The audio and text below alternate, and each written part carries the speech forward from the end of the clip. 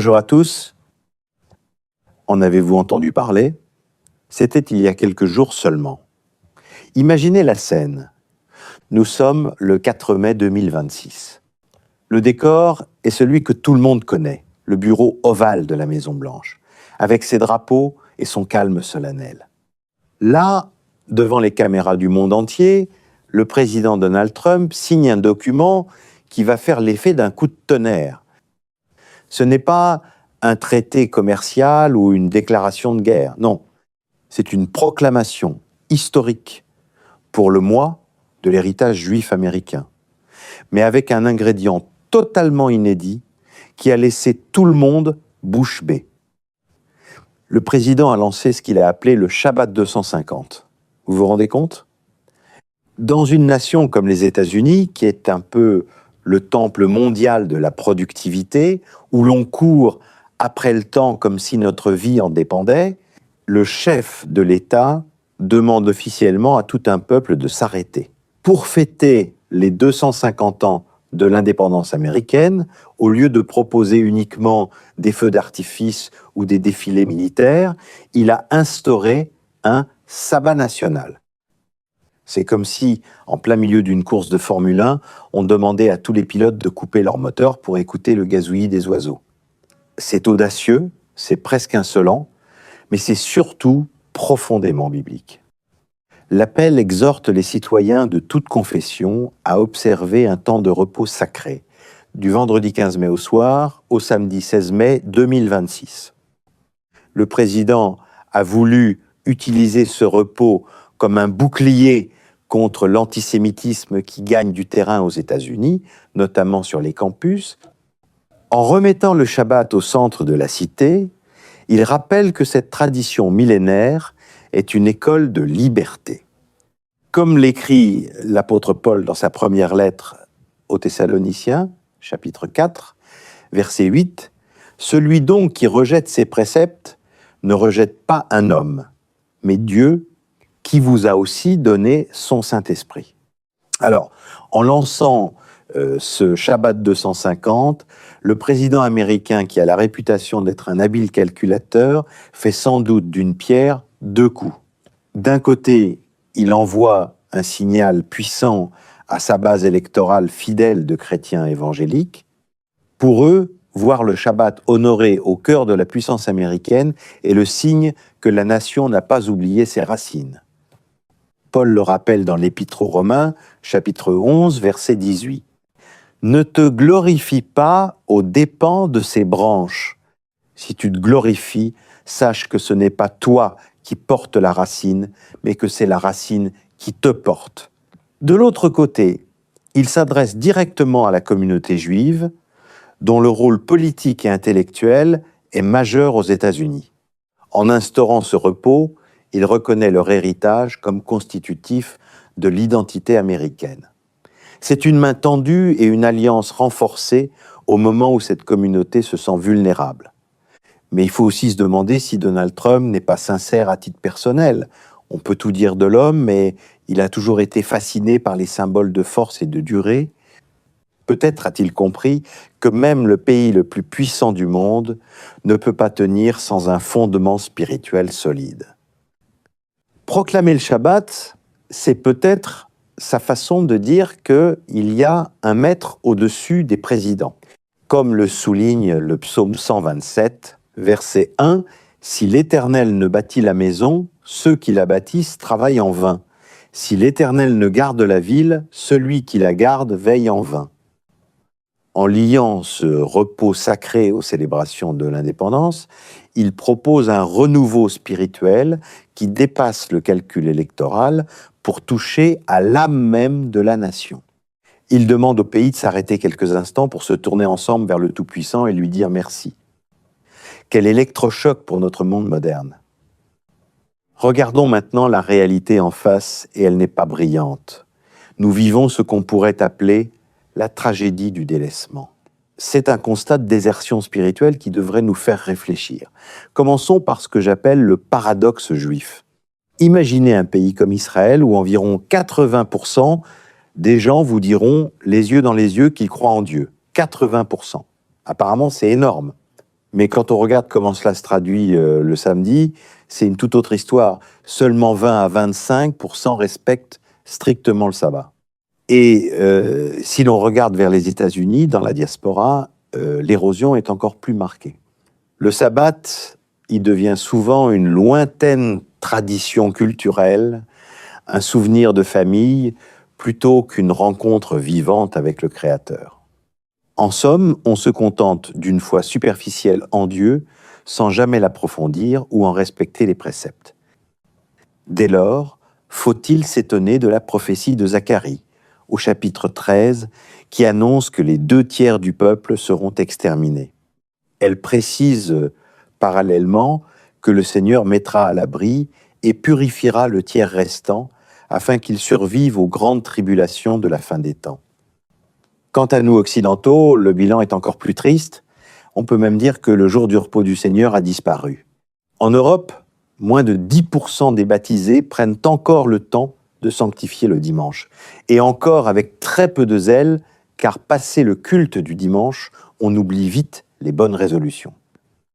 On est passé du jour du Seigneur au jour du supermarché ou au jour du jardinage. Pour beaucoup, le dimanche n'est plus ce rendez-vous sacré avec le Seigneur, mais une simple case vide que l'on remplit avec tout ce qu'on n'a pas eu le temps de faire pendant la semaine. Le sabbat, qui était censé être un sanctuaire dans le temps, une cathédrale invisible où l'on entre chaque semaine pour respirer, a été banalisé. Il est devenu un simple jour de congé, dévoré par la consommation et cet activisme numérique qui ne nous laisse jamais de répit. Aujourd'hui, même le dimanche, nos pouces continuent de défiler sur des écrans et nos esprits restent branchés sur le bureau. On ne sait plus s'arrêter. On finit par ressembler à des machines que l'on n'éteint jamais. Mais attention, quand une machine surchauffe, elle casse. En oubliant le repos, nous oublions que nous sommes des créatures aimées de Dieu et non des robots de production. Nous perdons notre âme dans les rayons des magasins et dans les notifications de nos téléphones. Pour comprendre pourquoi nous en sommes arrivés là, il faut remonter aux sources tout au début de l'aventure humaine. Le sabbat n'est pas une petite invention humaine, c'est pas un décret syndical ou une idée de politicien pour nous accorder un peu de bon temps. C'est ce que l'on peut appeler le sceau de la création. Dès les premières pages de la Bible, dans le livre de la Genèse, chapitre 2, versets 2 et 3, il est écrit que Dieu, après avoir façonné les étoiles, les océans et la vie, se reposa le 7e jour et qu'il le sanctifia. En s'arrêtant ainsi au 7e jour, le Tout-Puissant veut nous faire comprendre que cette création n'est pas un chantier sans fin ou une usine condamnée à tourner à l'infini. Elle possède un but. Il est frappant de constater que Dieu aurait pu clore son œuvre à la fin du 6e jour et faire en sorte que notre semaine ne compte que 6 jours. Mais il a précisément voulu qu'elle en comporte 7, afin d'instaurer par ce dernier jour le principe sacré du repos.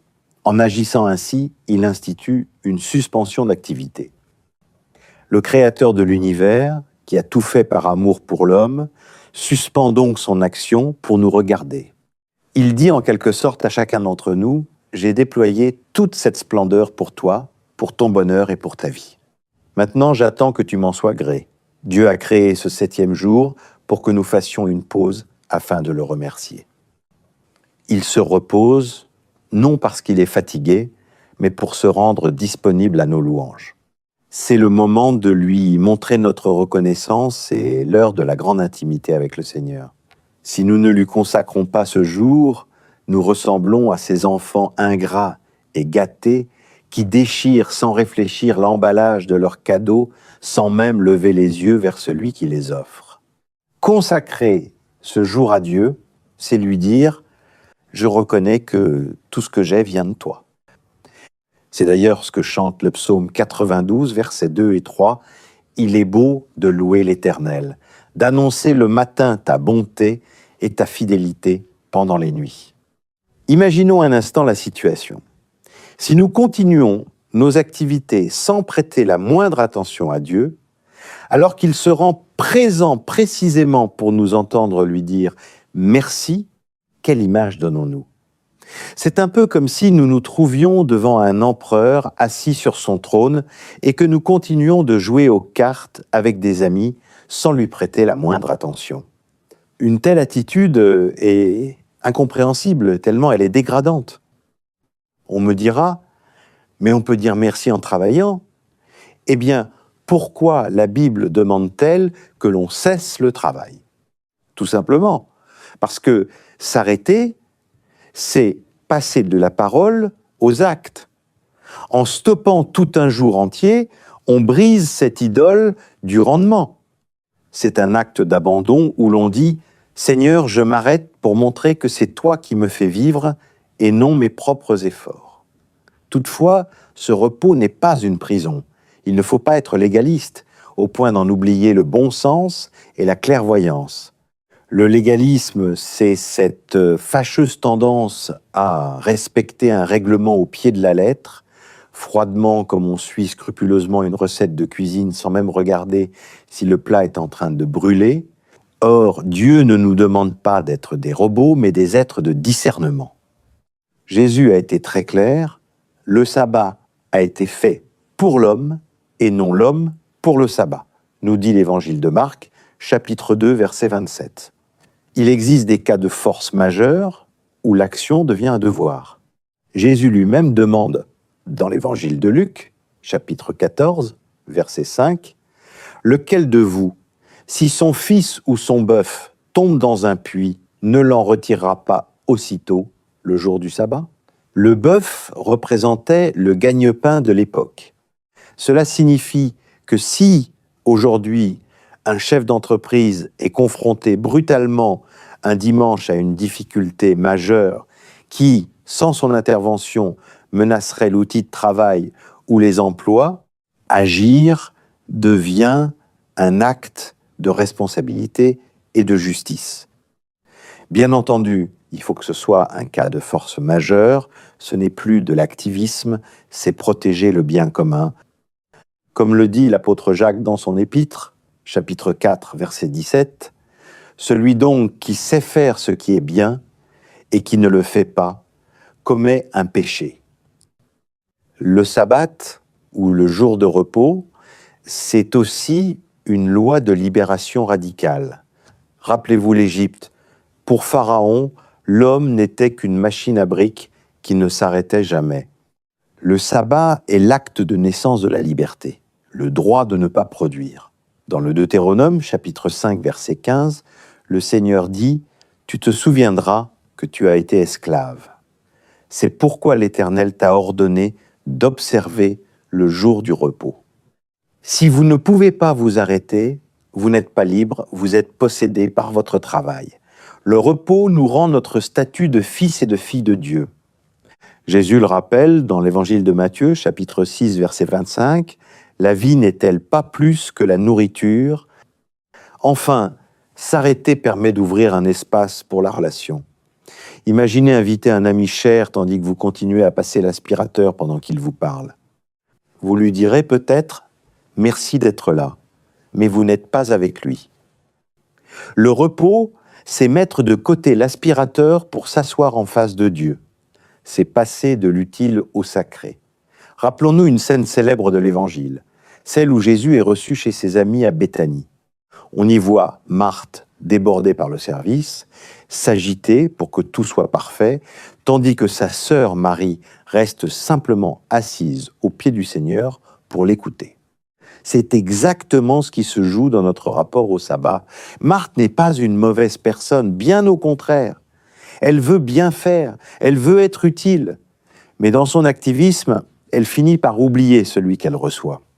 C'est là que Jésus lui adresse cette parole pleine de tendresse, mais aussi de vérité, que l'on trouve dans l'évangile de Luc, chapitre 10, versets 41 et 42. « Marthe, Marthe, tu t'inquiètes et tu t'agites pour beaucoup de choses. Une seule chose est nécessaire. Marie a choisi la bonne part qui ne lui sera pas ôtée. » Faire la relation avec le sabbat, c'est comprendre que pendant 6 jours, nous sommes tous un peu des Marthe. Nous bâtissons, nous gérons, nous organisons. c'est nécessaire pour faire tourner le monde. Mais le 7e jour, le Seigneur nous invite à devenir des maris. Il nous demande de lâcher nos listes de choses à faire, nos inquiétudes et notre agitation pour choisir cette bonne part, faire silence et se mettre à l'écoute du Seigneur. S'arrêter, c'est donc passer de l'agitation de Marthe à l'écoute de Marie, c'est comprendre que notre plus grande utilité, ce jour-là, est justement de ne pas être utile, mais d'être présent. C'est oser croire que s'asseoir au pied du Maître pour l'écouter et lui rendre grâce est bien plus vital pour notre âme que de ranger une dernière fois la maison ou de régler un dernier dossier. Le sabbat, c'est l'invitation hebdomadaire du Christ à quitter nos soucis pour savourer enfin ce qui est nécessaire. Cet héritage du sabbat, nous le partageons donc précieusement. Pour nos frères juifs, c'est le mémorial sacré de l'Alliance. Pour nous chrétiens, le dimanche prend une dimension supplémentaire. Nous l'appelons souvent la 8e journée. Pourquoi 8 ? Imaginez une octave en musique.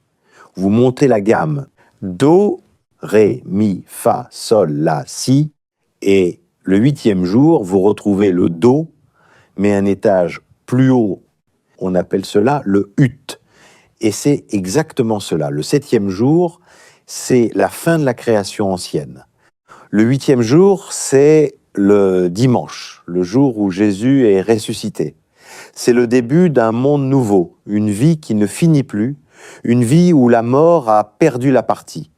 En célébrant ce jour, nous ne nous contentons pas de nous reposer de la semaine passée, nous fêtons notre entrée dans une dimension nouvelle. Comme le dit l'apôtre Paul dans la 2e lettre aux Corinthiens, chapitre 5, verset 17, « Si quelqu'un est en Christ, il est une nouvelle créature. » C'est la preuve éclatante que, dans le plan de Dieu, le dernier mot n'appartient pas au travail, ni même à la fatigue ou à la mort, mais à la joie et au repos éternel. On pourrait croire un peu naïvement que ce repos dont nous discutons est une affaire de sacristie, réservé exclusivement au banc des églises ou au silence des synagogues. Quelle erreur! Ce rythme d'un jour sur 7 est un impératif qui s'impose à tout être humain, qu'il soit croyant, athée ou même convaincu que le monde a été créé par un algorithme. C'est ce qu'on appelle, en jargon de spécialiste, une nécessité anthropologique. Mais attention, ne nous méprenons pas sur la dose. On remarquera au passage que certaines personnes, par un excès de zèle assez surprenant, s'octroient généreusement beaucoup plus d'un jour de congé par semaine.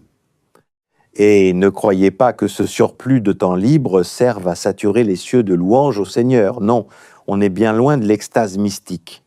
Il est bon de rappeler, avec un brin de malice, que si Dieu a institué un jour de repos hebdomadaire, il n'en a certainement pas prévu 2, et encore moins 3 ou 4, comme on semble parfois le pratiquer avec une ferveur presque religieuse dans certains couloirs de la fonction publique.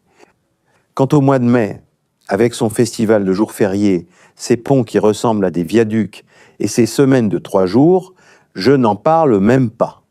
À ce rythme-là, on ne sanctifie plus le repos, on organise une véritable répétition générale pour des vacances éternelles. Or, le Créateur nous a donné un mode d'emploi précis. 6 jours pour construire le monde et un seul pour le remercier. Si l'on inverse les proportions, ce n'est plus du sabbat, c'est de l'hibernation sociale. Plus sérieusement, notre corps et notre cerveau ne sont pas des moteurs à explosion que l'on peut faire hurler sans jamais s'arrêter. Même pour l'incroyant, ce rythme est une assurance-vie biologique et psychologique. Sans cette coupure, on fonce droit dans le mur de l'aliénation et du burn-out.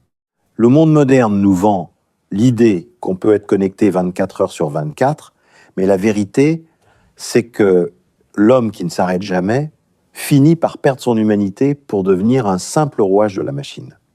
Les conséquences de cette désertion sont dramatiques. On tombe dans ce que j'appelle l'idolâtrie de la performance. On pense que notre valeur dépend de ce que nous produisons ou de la vitesse à laquelle nous répondons à nos messages. C'est une perte terrible de dignité. Imaginez un père de famille qui, même le dimanche, a les yeux rivés sur ses courriels professionnels au lieu de se mettre à la disposition de sa famille. On assiste à une dissolution lente, mais certaine des liens familiaux. Le sabbat, c'est le ciment de la maison. Quand on l'oublie, les murs de la famille finissent par se fissurer. La Bible nous avertit d'ailleurs contre cette course folle qui nous épuise. Dans l'évangile de Marc, chapitre 8, verset 36, Jésus pose une question qui devrait nous faire trembler. Et que sert-il à un homme de gagner le monde s'il perd son âme ? Et que dire de l'impact à l'échelle d'un pays tout entier ? C'est ici que le diagnostic devient collectif. Un pays qui bafoue le repos sacré, c'est une nation qui s'expose à l'épuisement de ses ressources les plus précieuses, ses citoyens. Lorsque l'activisme devient la seule règle, l'équilibre moral s'effondre. On arrive à une instabilité sociale chronique parce que les gens sont à bout de nerfs, sans racines et sans temps mort, pour réfléchir au sens de leur vie. La Bible nous met solennellement en garde. Une civilisation qui refuse le repos s'épuise et finit par s'effondrer.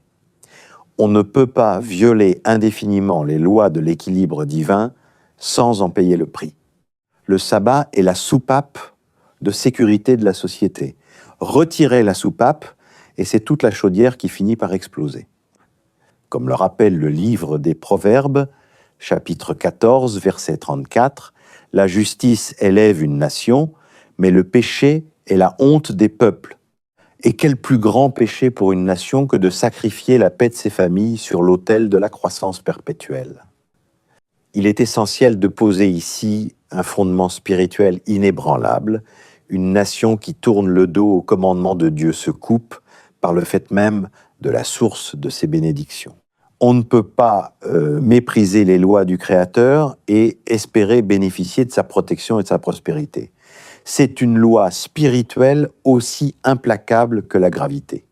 Dans le livre du Lévitique, chapitre 26, versets 14 et 34, le Seigneur est d'une clarté redoutable. Il prévient que si le peuple ne l'écoute pas et bafoue ses lois, la terre finira par réclamer ses sabbats de force dans la désolation et la ruine. Une nation qui piétine le repos sacré ne fait pas que changer ses habitudes, elle brise l'alliance. Et sans cette alliance, les bénédictions divines cessent de couler. Une civilisation qui refuse de s'arrêter pour honorer Dieu devient une machine qui surchauffe et finit par s'effondrer de l'intérieur. Alors, comment fait-on concrètement pour ne pas finir comme ces robots qui clignotent même la nuit ? Il faut entrer en résistance spirituelle. Et la première étape de ce manifeste, c'est d'oser la déconnexion. Je vous parle d'une vraie coupure. Pas juste de mettre son téléphone sur vibreur. Il faut cesser cette logique de performance qui nous poursuit partout. Le dimanche, on arrête la gestion, on oublie les corvées de paperasse et on cultive la gratuité. Faire quelque chose qui ne sert à rien d'autre qu'à être heureux devant Dieu. C'est le moment de se rappeler cette parole de l'évangile de Matthieu, chapitre 11, verset 28. « Venez à moi, vous tous qui êtes fatigués et chargés, et je vous donnerai du repos. Si vous passez votre dimanche à récurer le grenier ou à répondre à des mails pour prendre de l'avance, vous ne goûtez pas à cette promesse, vous restez l'esclave de votre propre efficacité. » Ensuite, il faut privilégier la présence. On sort la tête des écrans pour regarder les gens en face. Le sabbat doit redevenir le jour de la rencontre réelle, celle où l'on prend le temps d'un vrai repas partagé qui dure plus de 20 minutes. C'est aussi le jour de la compassion. Visiter une personne seule, appeler un ami qu'on a délaissé. On l'a vu avec Marthe et Marie, l'essentiel n'est pas de faire, mais d'être là. Comme nous le dit l'évangile de Luc, chapitre 10, verset 42. Une seule chose est nécessaire. Et cette chose, c'est d'être pleinement présent à Dieu et aux autres, sans qu'une notification de smartphone ne vienne jouer les troubles-fêtes. Mais une belle journée, ça se prépare. Pour que votre maison devienne un sanctuaire de paix, il faut sanctifier son foyer dès la veille. C'est un secret de pédagogie tout bête. Si vous voulez que le dimanche soit paisible, faites vos courses et votre ménage le samedi. Si le dimanche matin vous courez après le pain, le sel, la lessive et le repassage, votre esprit sera tout sauf disponible pour le Seigneur. Qu'on se rassure, il ne s'agit pas non plus de transformer votre samedi en marathon culinaire en préparant tous vos repas 3 jours à l'avance. Certes, le livre de l'Exode, chapitre 16, verset 23, était assez catégorique sous Moïse. Demain est le jour de repos, le sabbat consacré à l'Éternel, faites cuire ce que vous avez à faire cuire. Mais bon, soyons honnêtes, les exigences gastronomiques au milieu du désert n'étaient peut-être pas tout à fait les mêmes qu'aujourd'hui. À l'époque, le menu tournait essentiellement autour de la manne et les options de cuisson étaient, disons, assez limitées. On ne vous demande donc pas de servir un bœuf bourguignon réchauffé de l'avant-veille.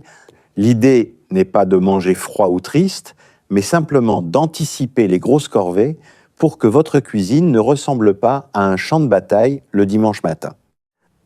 Un peu d'organisation pour éviter de passer la journée derrière les fourneaux au lieu de la passer avec le Seigneur, c'est déjà un excellent début. De plus, faire ses courses le dimanche, c'est aussi porter une responsabilité vis-à-vis de son prochain. Si vous poussez votre caddie le jour du Seigneur, vous obligez mécaniquement quelqu'un d'autre à rester derrière une caisse ou à décharger des palettes au lieu d'être, lui aussi, en repos auprès des siens. C'est là que notre foi doit se traduire en actes très concrets. On ne peut pas chanter les louanges de Dieu le matin et l'après-midi, même encourager un système qui prive les plus fragiles de leur droit au repos. En anticipant nos achats le samedi, nous pratiquons une charité invisible mais bien réelle. Nous permettons aux autres de s'arrêter.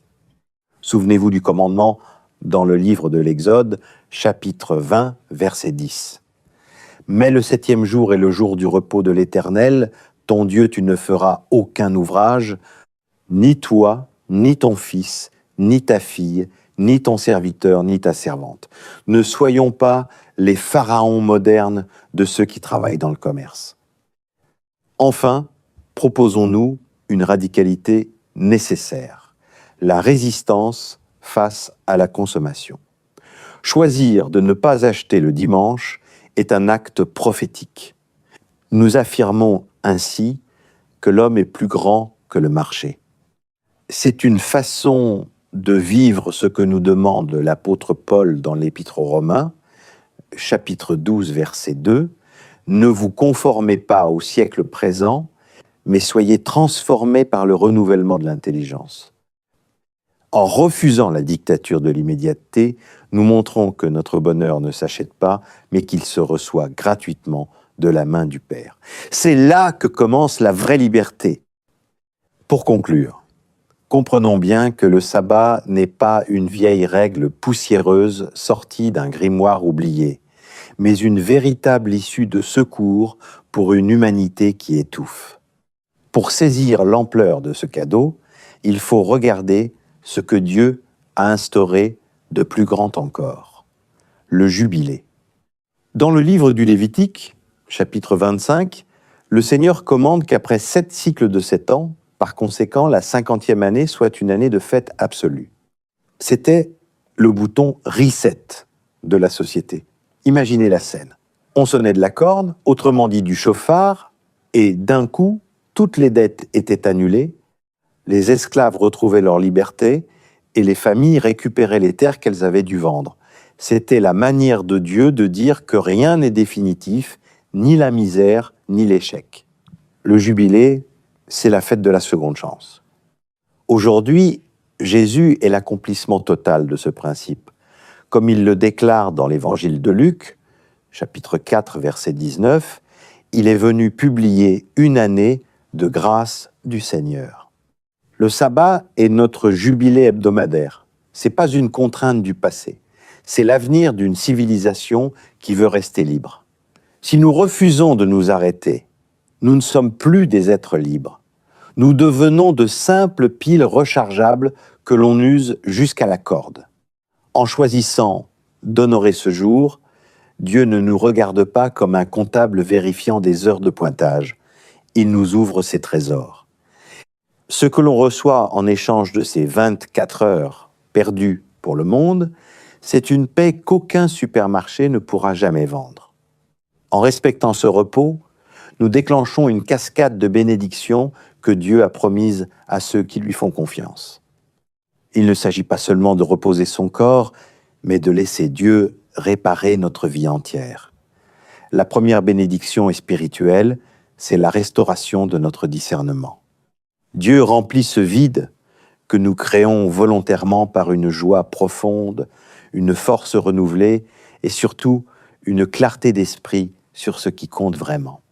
C'est comme si, après avoir couru dans le brouillard toute la semaine, le Seigneur balayait les nuages pour nous montrer enfin le sommet de la montagne. En honorant son jour, nous recevons la certitude d'être aimés pour ce que nous sommes et non pour ce que nous rapportons. C'est la bénédiction de la filiation retrouvée. Mais le Seigneur, qui connaît nos besoins concrets, ne s'arrête pas là. Il y a aussi une promesse de bénédiction matérielle pour celui qui ose s'arrêter. C'est le paradoxe divin. On pense perdre du temps, mais Dieu multiplie les fruits de notre travail des 6 autres jours.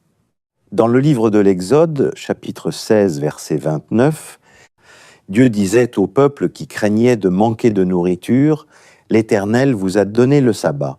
C'est pourquoi il vous donne au 6e jour de la nourriture pour 2 jours. » Ce n'est pas une formule magique, c'est une loi de la providence.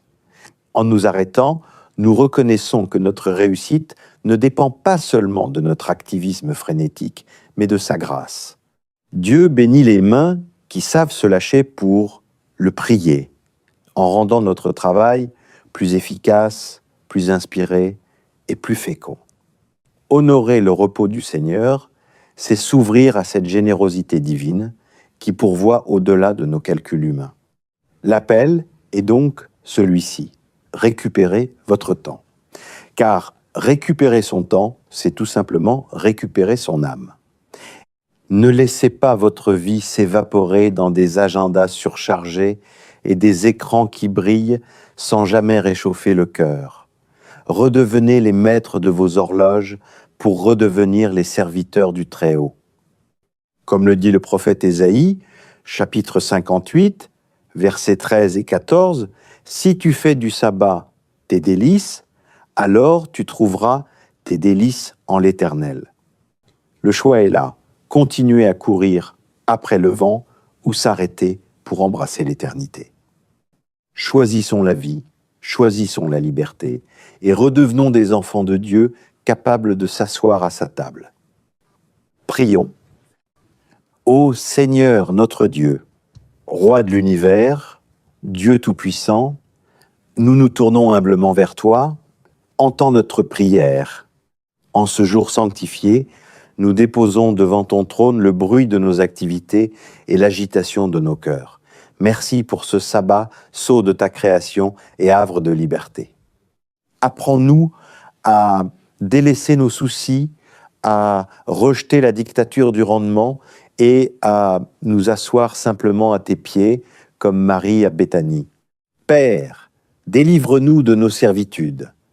Purifie notre regard pour que nous voyions ta splendeur dans le silence du repos. Accorde-nous le discernement qui dissipe le brouillard de nos semaines harassantes. Que ce temps de gratuité restaure nos âmes, fortifie nos foyers et resserre les liens familiaux dans la présence réelle et le partage. Nous te confions notre travail et nos besoins. En honorant ton jour, nous choisissons de croire en ta providence plutôt qu'en nos propres forces. Multiplie, selon ta promesse, les fruits de nos mains et bénis notre nation, afin qu'elle redécouvre l'équilibre et la justice.